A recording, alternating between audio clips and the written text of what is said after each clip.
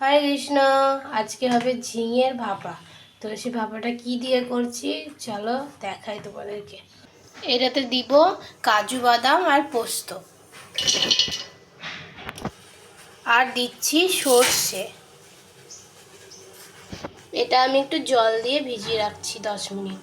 তো আমি কড়াই বসিয়ে দিয়েছি আর দিয়ে দিচ্ছি তিলটা একটু নেড়ে নেব। তিলটা একটু আমি কড়াইয়ে নেড়ে নেব। তিলটা দেখো নেড়ে নিয়েছি, হয়ে গেছে। তিলটা লাল লাল হয়ে ভাজা। তিলটাও আমি এর মধ্যে দিয়ে দিচ্ছি। এবার আমি এটাকে পেস্ট করে নেব।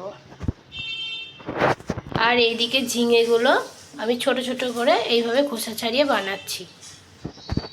আমি যেই কড়াইটাই করব সেই কড়াইটায় এখন আমি দিয়ে দিচ্ছি এই ঝিঙেগুলো দিয়ে। এবার ওই মশলাটা যেটা করলাম সেটা আমি এখন এটার মধ্যে দিয়ে দিলাম। দিয়ে এটাকে আমি এবার মাখিয়ে নেব ভালো করে। লবণ দিয়ে দিচ্ছি। এবার আমি পরিমাণ মতো হলুদ দিচ্ছি।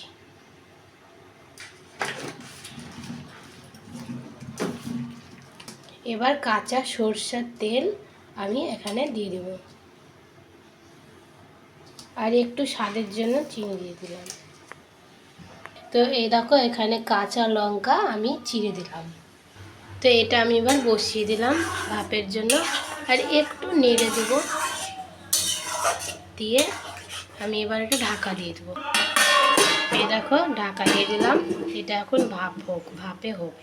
এটা কিন্তু মাঝে মাঝে একটু নেড়ে দিতে হবে, না হলে আবার তলাতে লেগে যাচ্ছে। তো আমি এটা 2-3 বার নেড়ে দিয়েছি। এই দেখো এবার কিন্তু এটা থেকে তেল ছাড়ছে। তো এটা